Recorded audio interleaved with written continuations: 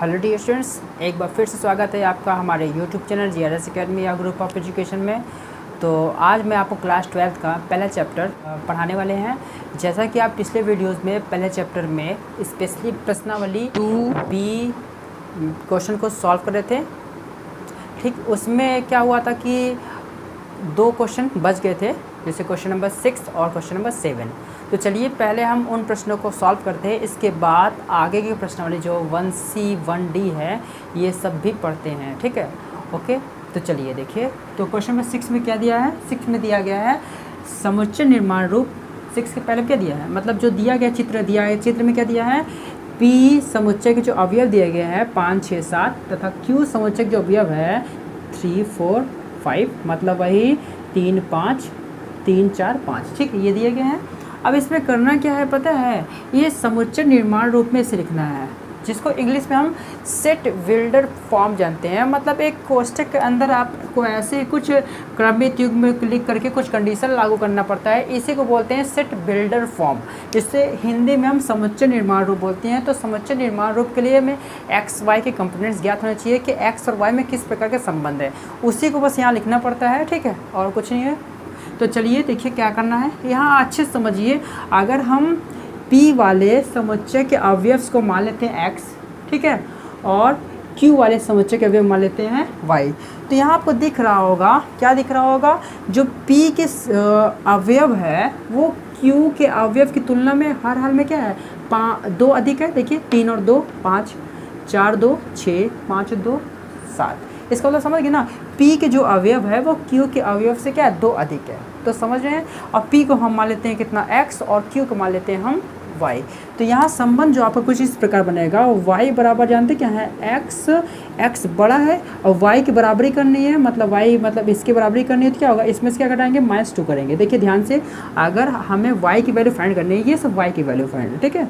तो यहाँ ये x की वैल्यूज़ है, x की वैल्यू मान लीजिए, सपोज करिए हम 5 को यहाँ रखते हैं, तो 5 रखा, 5 + 2 गया कितना? 3। तो y की वैल्यू कितनी आ गई? 3। सही बात है ना, संबंध स्थापित हुआ। फिर से देखिए यहाँ पे अगर हम ये x की वैल्यू 6 यहाँ रखेंगे, 6 + 2 गया कितना? 4, चूँकि y की वैल्यू बन जाएगी 4, देखिए 4 आया। वैसे ही हम 7 रखेंगे तो 7 - 2 = 5। ये इस प्रकार का संबंध इसके लिए सुटेबल है। जब सुटेबल है तो बस करना क्या है, ये हो गया आपका। और जानते हैं ना सेट बिल्डर फॉर्म जो होता है वो कैसे होता है? बनाएंगे आप ऐसे, और यहाँ लिखेंगे, जानते हैं क्रमित युग्म में रूप में क्या है? x, y सच डैट, जहाँ पर आप क्या है ये कंडीशन दिखाएंगे, जहाँ पर ये लिखेंगे y = क्या? x, y = x - 2, और जहाँ वैल्यू x जगह क्या वैल्यू आया था पता ना? बिलोंग कर रहा था, मतलब x की वैल्यू बिलोंग किसको कर रहा है? x की वैल्यू जो है बिलोंग कर रहा था किसको? देखिए 5 6 7 को। तो यहाँ लिखेंगे 5 6 7, और इस प्रकार से ये देखिए सेट बिल्डर फॉर्म हो जाएगा। देखिए डबल मैच कर जाएगा ना ये ब्रैकेट्स, इसलिए छोटा ब्रैकेट लगाएंगे यहाँ पर, देखिए ये। तो बस यही रूप बनाना ही, इसे क्या बोलते हैं? समुच्चय निर्माण रूप, जिसे सेट बिल्डर फॉर्म बोलते हैं। ओके, तो 6 का पहला सॉल्यूशन हो गया। अब दूसरा में देखिए क्या लिखा है, रोस्टर रूप में लिखिए। अब रोस्टर रूप क्या है वो बताते हैं आपको, ठीक है, और इसके प्रांत तथा परिसर क्या है ये बताना है हमें, ठीक है। तो रोस्टर रूप जानते क्या है? वही जो आर आप लिखते हैं नहीं क्रमित युग्म रूप में, आर क्रमित युग्म में लिखते हैं, वही रोस्टर रूप होता है। तो यहाँ आर जानते क्या है आपको बनेगा? इनका जो क्रमित युग्म बनेगा कितना जाएगा? 5, 3, ये हो गया। फिर देखिए क्या है? 6, 4, मतलब अवयवों को बस कॉमा के रूप में रखना है, वही क्या कहलाता है? रोस्टर रूप कहलाता है। और यहाँ कितना होगा? 7, 5, ये हो गया। अब ये हो गया। अब देखिए यहाँ पे क्या है, यहाँ पर अगर आप देखेंगे प्रांत और परिसर, तो प्रांत क्या होगा आपका पता है ना? प्रांत जो निकलेगा वो प्रांत क्या है यहाँ पर? प्रांत जो है, प्रांत किसे कहते हैं? x के जितने अवयव प्रांत होते हैं, तो 5 6 7 आपका प्रांत हो गया। और इसी प्रकार जानते हैं क्या है? परिसर निकालना है, तो परिसर क्या हो जाएगा? 3 4 5, 3 4 5। तो समझ गए होंगे 6 नंबर क्वेश्चन अच्छे से, कुछ था नहीं ज़्यादा कुछ, बस सेट बिल्डर फॉर्म ये होता है और रोस्टर रूप ये होता है, उसका प्रांत परिसर ये रहा, वो तो आप अच्छे से जानते हैं प्रांत परिसर निकालना। तो चलिए अब हम अगले प्रश्न की ओर बढ़ते हैं। तो चलिए अब अगला प्रश्न क्वेश्चन नंबर 7 सॉल्व करते हैं। क्वेश्चन नंबर 7 में क्या दिया है? यदि r बिलोंग कर रहा है एन क्रॉस ए, जैसे ए क्रॉस ए होता है ना, वैसे एन क्रॉस ए, एन कोई समुच्चय मान लिया गया है जिसका संबंध आर इस प्रकार स्थापित है। अब हमें क्या देखना है, इसमें आर इनवर्स ज्ञात करना है। आर इनवर्स मतलब इसे बोलते हैं प्रतिलोम संबंध, आर मतलब संबंध और इनवर्स मतलब प्रतिलोम। तो इसका प्रतिलोम क्या होता है, बहुत सिंपल है, बस आर इनवर्स निकालने के लिए क्या करेंगे पता ना, जो भी क्रमित युग्म दिया है उनका क्रम आपस में बदल देते हैं। अगर ये एक्स और वाई के क्रम में है तो इसका बदल देंगे क्रम क्या, वाई और एक्स के रूप में, ठीक है। तो इसमें वाई एक्स क्या होगा, मतलब 3 आगे आएगा, 2 पीछे, ऐसे इधर भी 4 आगे आएगा, 3 पीछे, 5 आगे आएगा, 4 पीछे, 6 5 हो जाएगा, ठीक है। तो इस प्रकार से आप समझ गए होंगे कि प्रतिलोम संबंध जब भी इस टाइप के प्रश्न आएंगे तो बहुत सिंपल प्रश्न होगा, बस उनके क्रमित युग्मों को आपस में इंटरचेंज कर लेंगे, वही हमारा क्या होगा, प्रतिलोम संबंध होगा। इस प्रकार से हमारा 1B समाप्त होता है। चलिए अब अगले प्रश्नावली को सॉल्व करते हैं। तो चलिए अब हम 1C प्रश्नावली को सॉल्व करते हैं। इसी में देखिए पहला प्रश्न क्या है, तो पहला प्रश्न सॉल्व करने से पहले देखिए यहाँ कुछ लिखा हुआ है, निम्नलिखित में से कौन से संबंध सम्मित है। तो देखिए पहली बात बता दे रहे हैं कि 1C में जितने भी क्वेश्चन हैं यहाँ पर वो सभी के सभी सम्मित पर आधारित प्रश्न हैं। सम्मित आप अच्छे से जानते होंगे, ठीक, क्योंकि मैं पिछले वीडियो में अपने मेरे पार्ट 3 वीडियो में मैं सम्मित की डिफिनेशन लिखवाया भी था और अच्छे से समझाया था। जितने भी सम्मित है, चाहे संक्रामक हो, चाहे जो स्वतुल्य हो, ये सब के बारे में मैंने अच्छे से बताया था। तो अगर आप भूल गए होंगे तो एक बार जाके वहाँ से फिर से रिवाइज़ कर लीजिएगा ताकि इन सब प्रश्नों को सॉल्व करने में दिक्कत ना हो। ओके, तो देखिए इसमें क्या पूछा है, सम्मित संबंध कैसा है कि नहीं है। तो सम्मित के बारे में फिर से बता दे रहे हैं। देखिए अगर एक कोई अवयव है उसका संबंध दूसरे के साथ हो रहा है तो उसका संबंध भी पहले के साथ होना चाहिए। मतलब पहले का संबंध अगर दूसरे साथ हो रहा है, दूसरे संबंध भी पहले संबंध सेम होना चाहिए, तभी वो सम्मित कहलाता है, अदरवाइज़ वो सम्मित नहीं होता है। तो यहाँ पर देखिए, यहाँ पे हमें परिवार के सदस्यों का समुच्चय बनाना है। परिवार के सदस्य में बहुत से लोग होते हैं, भाई बहन, माता पिता, भाई भाई, बहन बहन, ठीक है, पुत्र पुत्री, या फिर बहुत से हो सकते हैं संबंध, ठीक है, पिता पुत्री या फिर माता और पुत्र, कुछ भी हो सकता है। तो सदस्य का समुच्चय ऐसा बनाना है कि संबंध की बहन हो, ठीक है, बहन ही हो, सिर्फ और सिर्फ बहन ही होना चाहिए। ऐसा संबंध होता है क्या, पॉसिबल है। तो देखते हैं यहाँ पर बहन के संबंध। तो यहाँ 2 कंडीशन होता है जब बहन मिल सकता है। कैसे मिल सकता है, एक हम रखते हैं जैसे कि बहन का संबंध रखते हैं भाई के साथ, पहले बहन के संबंध रखते हैं बहन के साथ, ठीक है। ये तो यहाँ आपने देखा, क्या देखा, ये देखिए, अगर देखेंगे ये बहन है, इसकी ये क्या है, बहन है, यही कहा था ना कि बहन, कोई भी अवयव उसी की बहन। तो यहाँ बहन हमने माना, इसकी ये क्या है, बहन है। अब चेक करते इधर से, इधर चेक करते हैं, ये बहन है, इसकी ये क्या है, बहन ही तो है भाई, बहन तो दिख रहा है। तो मतलब अगर आपस में 2 बहनें हैं तो एक दूसरे के संबंध क्या होगा, अगर ये इसकी बहन है तो ये भी इसकी बहन ही होगी, क्योंकि दोनों आपस बहन होते हैं। लेकिन अगर इसका थोड़ा उल्टा करते हैं, हम इसकी जगह लिखते हैं, इधर लिखते हैं बहन और इधर लिखते हैं भाई, ठीक है। अब देखिए यहाँ पर आर देखते हैं, की बहन बोल रहा था, तो की बहन यहाँ दिख रहा होगा आपको, कि भाई की बहन, भाई की बहन है। अब जरा उल्टा चल के देखते हैं, बहन का भाई हो गया, की बहन नहीं आया। तो मतलब कंडीशन क्या हो सकता है इसमें, आपने देखना क्या मिला आपको कि ये जो की बहन है वो हो भी सकता है, नहीं भी हो सकता है, कोई जरूरी नहीं, कोई फिक्स नहीं है। तो यहाँ अगर आप एक्स वाई के रूप मानेंगे तो यहाँ मानेंगे, लिखेंगे कितना, आपको आंसर तो ऐसे लिखना नहीं है, बस समझाना है, लिखना है क्या है, माना एक्स जो है वाई की, अगर जिस भाषा में लिखा उसी भाषा में लिख देंगे, बहन का तो बहन लिख देंगे, एक्स जो है वाई की बहन है, तो वाई जो है एक्स की बहन हो भी सकती है और नहीं भी हो सकती है। मतलब कोई कंफर्म नहीं है। देखिए यहाँ पर तो हो भी सकता है और नहीं भी हो सकता है। यहाँ देखिए कंडीशन मिल रहा है क्या, नहीं ना। तो जब इस तरह होता है अतः क्या होगा, इस संबंध संबंध क्या होगा, सममित नहीं है। अगर सिर्फ कंडीशन होने वाली होती तो सममित होता, लेकिन यहाँ हो भी सकती नहीं हो सकती तो क्या सममित नहीं होगा। तो इस प्रकार से पहला प्रश्न हमारा सॉल्व होता है। इसी प्रकार से हम दूसरे तीसरे प्रश्नों को भी सॉल्व करते हैं। तो चलिए अब देखते हैं दूसरे प्रश्न को। तो चलिए अब और भी प्रश्नों को सॉल्व करते हैं। तो देखिए अब यहाँ पर आपको 3 प्रश्न दिख रहे होंगे, क्वेश्चन नंबर 2, 3 एंड 4।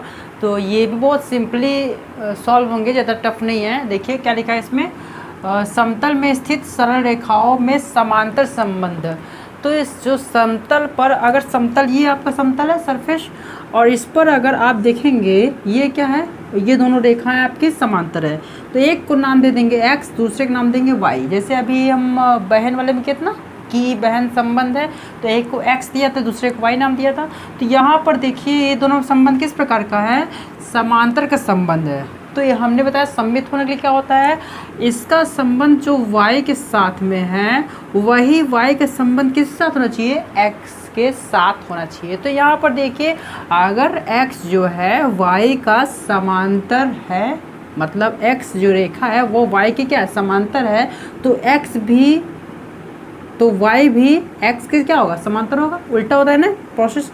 या फिर और भी कुछ हम करते हैं, जैसे ये स्टेप देख सकते हैं क्या, यहाँ पे y जो है x क्या है, समांतर है, तो x भी क्या होगा, y के समांतर रेखा है। तो ये संबंध इस प्रकार मिलते हैं तो क्या होते हैं, सममित संबंध कहलाते हैं। तो इस प्रकार से जो 2 है वो क्या हमारा सममित है। मैं टिक क्रॉस करके दिखा रहा हूँ, आप टिक क्रॉस नहीं करना, आपको लिखना है। यहाँ आप लिखेंगे कितना, आप लिखेंगे चूँकि माना x y का समांतर है, मतलब क्या लिखेंगे, ऐसे लिखेंगे, माना x जो है y के क्या है, समांतर है, तब y भी क्या होगा, x के समांतर होगा। ये लिखेंगे, तब क्या होगा, y भी क्या होगा, x के समांतर होगा। अतः इसका संबंध कैसा है, इसका संबंध कैसा है, सममित है। ठीक है, इस प्रकार आपको लिख के दिखाना होगा। समझ में आया। चलिए देखिए अब अगले प्रश्न में क्या है, समतल में स्थित त्रिभुजों में सर्वांगसम संबंध। अब सर्वांगसम आप जानते हैं, त्रिभुज जब आपस में सर्वांगसम होते हैं, जैसे कि ABC DEF के सर्वांगसम होते हैं, तो सर्वांगसम में अगर ये समतल पर स्थित त्रिभुज है और इसका सर्वांगसम त्रिभुज क्या होगा, सर्वांगसम जानते हैं 2 भुजा उसके बराबर हो तथा एक कोण, या फिर तीनों कोण उसके बराबर हो, या तीनों भुजा उसके बराबर दूसरे बराबर हो। इस प्रकार का अगर ये दोनों समरूप हैं, ये और दोनों त्रिभुज कैसे हैं, समरूप अगर हैं दोनों त्रिभुज, तो यहाँ क्या देखने को मिला, अगर ABC है और यहाँ क्या DEF है। ठीक है, तो ABC यहाँ पे आप ABC के रूप लिख सकते हैं, चूँकि क्या त्रिभुज, अगर देखिए त्रिभुज ABC समांतर किसके हैं, समांतर नहीं, क्या कहा था, सर्वांगसम किसके, त्रिभुज किसके, त्रिभुज DEF। अगर ABC जो है DEF के सर्वांगसम है, तो DEF भी क्या होगा, ABC के सर्वांगसम है, क्योंकि सर्वांगसम दोनों आपस में एक दूसरे से है कि नहीं है। जब एक दूसरे से होते हैं इस प्रकार से ये क्या होगा, ये भी हमारा सममित होगा। तो आप इसी को इस भाषा में हिंदी में रिटर्न करके लिख लीजिएगा। तो मैं यहाँ पे टिक बस कर दे रहा हूँ। ठीक, अब देखिए अगला संबंध में क्या दिया है, इसमें समतल में स्थित त्रिभुजों में समरूप का समूह। अब जब 2 त्रिभुज इसी जैसे ये हुआ वैसे 2 त्रिभुज अगर आपस में क्या होते हैं, समरूप होते हैं। अगर ये इसके समरूप है, त्रिभुज के समरूप है, समरूप मतलब हूबहू आकृति। यहाँ तो थोड़ा चेंज भी हो सकता है, ठीक है, यहाँ थोड़ा सा मान लो डायरेक्शन थोड़ा इधर उधर चेंज भी हो सकता है, लेकिन समरूप में जैसे ये वैसे ये भी होगा। ठीक, बिल्कुल एग्जैक्ट ये होगा। ठीक है, तो अगर समरूप ये इसके है, इसके समरूप ये है, तो ये भी क्या होगा, इसके समरूप होगा। इस प्रकार से 4th पे क्या होगा, आपका सममित होगा। तो इस प्रकार से देखा आपने 2, 3, 4 हो गए हैं सवाल। अब हम 5 और उसके आगे प्रश्नों को भी सॉल्व करते हैं। ओके, अब अगला क्वेश्चन नंबर 5 देखिए। क्वेश्चन 5 में क्या दिया, पूर्णांकों के लिए संबंध का वर्ग है। संबंध का वर्ग है क्या है, सममित है कि नहीं है, ये बताना है। ठीक है, तो देखिए अगर हम कोई पूर्णांक मतलब पूरा पूर्णांक, तो आप जानते हैं पूर्णांक में क्या होता है, 1, 2, 3 पूर्णांक होते हैं सब। ठीक है, तो पूर्णांक मान लीजिए क्या है, आप दिखाते हैं, मान लीजिए यहाँ पे 2 और 4 का देखते हैं। ठीक है, तो यहाँ पे संबंध दिख रहा है, क्या संबंध होना चाहिए? पूर्णांकों के लिए संबंध का वर्ग। अगर 2 का वर्ग करेंगे तो 4 मिलेगा, सही बात है। देखिए 2 का वर्ग करेंगे, इसका मतलब 2 स्क्वायर कितना 4, सही है। लेकिन अगर इसका उल्टा करते हैं, 4 का करते हैं, 4 का वर्ग करते हैं, 2 मिलेगा? पॉसिबल ही नहीं है। तो सममित में क्या होता है, अगर इसका संबंध इस प्रकार से तो इसका संबंध भी सेम ही प्रकार से होना चाहिए, तभी वो सममित होता है, अर्थात नहीं होता है। तो यहाँ पर क्या होगा? सममित नहीं है, ठीक है। 5 भी आप हिंदी अपने से लीजिएगा, ऐसा एग्जाम्पल दीजिए, चूँकि 2 का वर्ग 4 होता है लेकिन 4 का वर्ग 2 नहीं होता। अगर आता है इस प्रकार से क्या होगा, इस प्रकार से संबंध का वर्ग सममित नहीं है। तो हिंदी लिख लीजिएगा, जो मैंने बोला है उसको ध्यान से सुन करके लिख लीजिएगा, ओके। चलिए अब अगले प्रश्न को सॉल्व करते हैं। अब देखिए क्वेश्चन नंबर 6। क्वेश्चन नंबर 6 में क्या दिया है, लेस देन इक्वल टू वास्तविक संख्याओं के समुच्चय के लिए। अब इसके लिए देखना है संबंध सम्मित है कि नहीं है। तो अपने से मान लेते हैं x और y, तो यहाँ पे देखेंगे x is less than equal to y है, तो क्या ज़रूरी है क्या कि इसको उलट देते हैं, मतलब y भी less than equal to x होगा? ऐसा संभव नहीं है, क्योंकि इसकी जगह कोई वैल्यू रख के देखते हैं। मान लीजिए हम वैल्यू रख के देखते हैं, मतलब कि अगर 1 is less than equal to क्या होगा, लेस देन भी है और 1, ठीक है। तो पहले बात यही पॉसिबल नहीं होगा, ठीक है, क्योंकि कोई भी वास्तविक संख्या के लिए ऐसा कोई पॉसिबल है कि 1 बराबर भी हो साथ ही साथ कम ही हो दूसरे कंपेयर में, ऐसा नहीं हो सकता ना, ठीक है। तो ये ही गड़बड़ हो जाएगी आपकी, ठीक है। ये गड़बड़ इसलिए हो रही है क्योंकि यहाँ पे यही क्रॉस हो जाएगा, ठीक है। जब ये क्रॉस होगा तो ये भी क्रॉस होगा, तो ये दोनों पॉसिबल नहीं है। जब पॉसिबल नहीं है तो ये सम्मित कहाँ है? जब आपस में ये XY सम्मित होने के लिए क्या होना चाहिए, एक दूसरे से संबंध स्थापित करना चाहिए। यहाँ संबंध स्थापित नहीं कर रहा है, इसलिए क्या होगा, ये भी सम्मित नहीं होगा।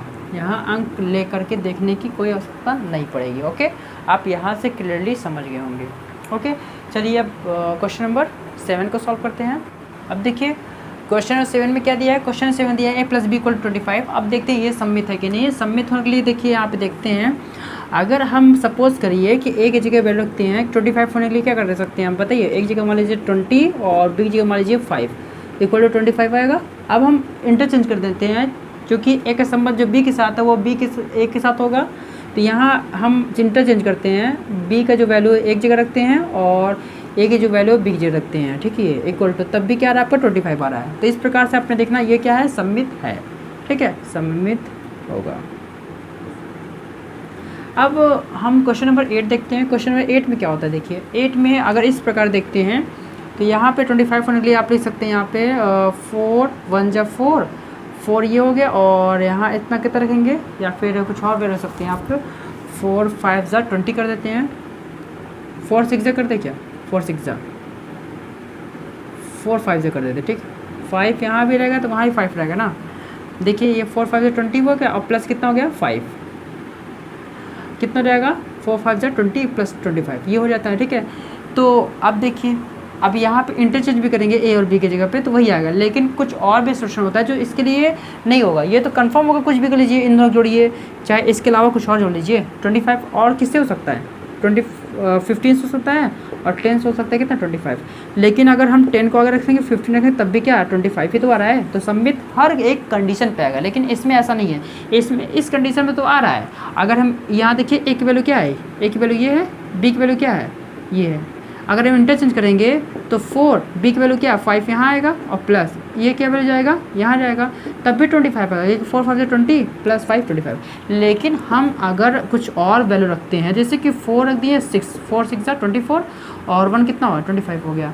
अब ये इंटरचेंज करते हैं, इंटरचेंज कैसे करेंगे, ए बी की जगह लेगा, तो ये देखिए ये यहाँ पर रहेगा 1 और प्लस 6 यहाँ जगह लेगा, तो क्या 25 आएगा। देखिए 4 1 जा 4 4 और 6 4 और 6 10 आता है ना, 25 नहीं आएगा। तो यहाँ पे बस यही समझना था आपको, मतलब हर एक वैल्यू के लिए होना चाहिए, ठीक है, हर एक वैल्यू के लिए होना चाहिए सम्मित, कि यहाँ पे देखिए हर एक कंडीशन पे आपका सम्मित ही आएगा, चाहे आप ए बी की जगह कुछ भी रखते जाइए। लेकिन यहाँ पे अगर कुछ वैल्यू चेंज करते हैं सम्मित नहीं आता है। तो ऐसा कंडीशन जब होता है तो ये क्या होगा, सम्मित आपका नहीं है और ये आपका सम्मित है। तो इस प्रकार से हमारा प्रश्नावली 1C आज समाप्त होता है। तो आज के लिए इतना ही, अगले वीडियोज़ में अगली प्रश्नावली को सॉल्व करवाएंगे। Thank you for watching my videos. Also press the bell icon.